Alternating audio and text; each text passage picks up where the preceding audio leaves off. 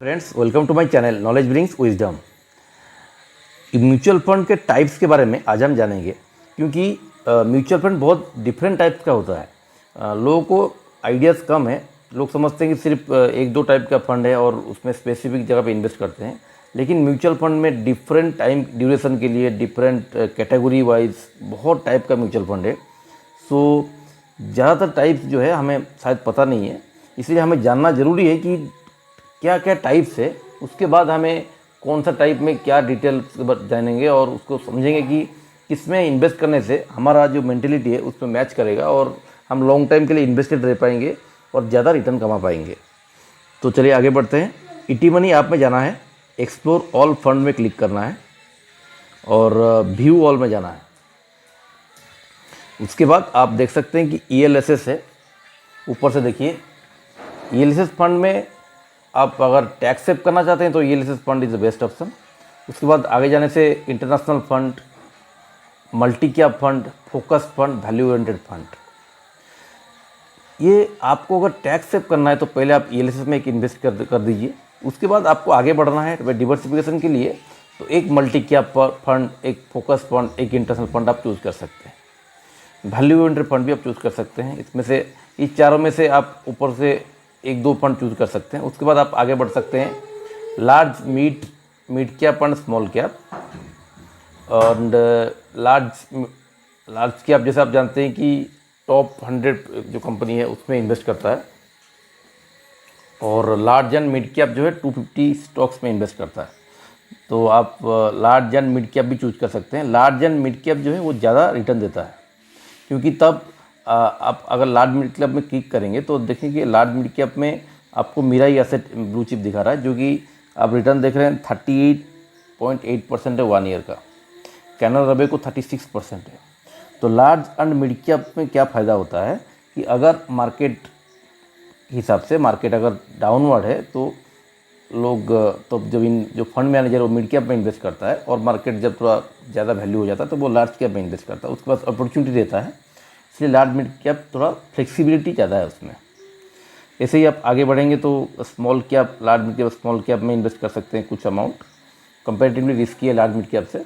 उसके बाद आप आगे बढ़ेंगे तो thematic dividend yield fund, sectoral banking fund, sectoral technology fund, sectoral infrastructure fund, thematic consumption fund और thematic energy fund.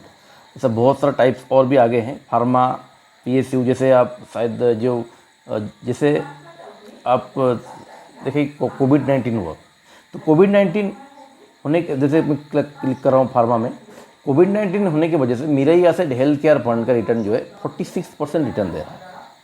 ICICI Prudential pharma fund 42% return दे रहा है। उसका रीज़न ये है कि it is very close to market के। ये फार्मा स्पेसिफिक है, तो अगर फार्मा ग्रो कर रहा है, अगर कोई बड़ा पेंडेमिक चल रहा है तो फार्मा ग्रो करेगा। तो हेल्थ केयर में अगर आप पहले से इन्वेस्ट कर देंगे तो आपको उसमें जब तक पेंडेमिक अपना पीक में रहेगा तब तक आपको रिटर्न अच्छा मिलेगा, लेकिन उसके बाद आपको फिर डाउनवर्ड हो जाएगा। लेकिन अभी अगर आप अभी रिटर्न देख के इमीडिएट चालू कर देंगे तो उसमें आपको लॉस होने के चांसेस रहेगा। तो ऐसे आपको थीमेटिक फंड में इन्वेस्ट करना चाहिए, टाइम हॉरिजन में देख के मार्केट सिचुएशन को। तो ऐसे ही आप कंजप्शन में अगर क्लिक करूँगा तो कंजप्शन में क्वांट कंजप्शन जो कि 52% रिटर्न दे रहा है लास्ट ईयर। बिकॉज कंजप्शन कभी ख़त्म नहीं होने वाला है। कंजप्शन का मतलब है हम जो कंज्यूम रेगुलरली करते हैं, तो वो कभी ख़त्म नहीं होने वाला है। उसमें भी आप कुछ अमाउंट इन्वेस्ट कर सकते हैं और उसमें भी आपको लॉन्ग टाइम के लिए सेफर क्यों है, क्योंकि कंजप्शन डेली बेस पे चलता है, तो उस बेस पे आप इन्वेस्ट कर सकते हैं। तो आगे चलते हैं। MNC fund, ESG fund. Equity के बाद म्यूचुअल फंड में इक्विटी, डेब्ट, हाइब्रिड और कमोडिटी है। तो आप डेब्ट में अगर क्लिक करेंगे तो डेब्ट में भी देखिए, डेब्ट में better than FD, banking and PSU, corporate bond, short duration, overnight, liquid, ultra short duration. Overnight में आप एक हफ्ते के लिए भी इन्वेस्ट कर सकते हैं, ओनली फॉर 1 वीक। आप लिक्विड में 1 वीक से 1 मंथ, अल्ट्रा शॉर्ट 2 से 4 महीना, लो ड्यूरेशन 3 से 9 महीना, मनी मार्केट 6 से। स्पेसिफिक ड्यूरेशन के लिए अलग अलग फंड है, स्पेसिफिक अलग डिज़ाइन किया हुआ है। तो इसको आपको समझना पड़ेगा। Mutual fund is too large, और ईटी मनी में आप बहुत स्पेसिफिकली देख सकते हैं, इसलिए मैं इटी मनी का एक पहले से वीडियो बनाया हूँ। ये स्पेसिफिक है कि मैं म्यूचुअल फंड के टाइप्स के बारे में अच्छे से समझाना चाहता हूँ आपको, कि म्यूचुअल फंड टाइप्स को ठीक से समझिए, और आपका जो डेप्थ में ही आपको आइडिया होगा कि ड्यूरेशन कितना इंपॉर्टेंट है, कौन सा ड्यूरेशन के लिए कितना कौन सा फंड लेना। जैसे आप depth for long term, for 2 to 4 years, for 3 to 5 years, for 5 years. अगर आपको थोड़ा सा लॉन्ग टर्म डेप्थ फंड लेना है तो 2 से 4-5 साल तक भी ले सकते हैं। शॉर्ट टर्म के लिए 1 हफ्ते से भी 12 महीने तक अलग अलग फंड में आप डायरेक्टली इन्वेस्ट कर सकते हैं। नेक्स्ट आप जाएंगे हाइब्रिड फंड। हाइब्रिड फंड में आप dynamic asset allocation, multi asset allocation, arbitrage, aggressive hybrid, balance hybrid, equity saving, conservative hybrid. Hybrid का मतलब ये है कि it is a mix of equity and डेब्ट। इक्विटी जो है शेयर मार्केट में इन्वेस्ट करता है, डेब्ट जो है bank, it's like a loan जो कि कॉर्पोरेट को लोन देता है। तो आप अगर शेयर मार्केट में कुछ इन्वेस्ट करना चाहते हैं और कुछ कॉर्पोरेट का इन्वेस्टमेंट के लिए मनी को देना चाहते हैं तो वो अलग चीज़ है। जैसे लोन में डेब्ट मीन्स लोन, तो लोन में अगर आप इन्वेस्ट करना चाहते हैं तो वो कंपैरेटिवली सेफर है। अगर आप गवर्नमेंट कोई ऑर्गेनाइजेशन है उसको लोन के लिए मनी ले रहा है तो कंपैरेटिवली सेफर है। तो आप इसे करके देख सकते हैं। तो कुछ अमाउंट इक्विटी में, कुछ अमाउंट डेब्ट में, और उसको अगर मिक्स डाइट रखना चाहते हैं तो हाइब्रिड फंड रख सकते हैं। और नेक्स्ट है कमोडिटी।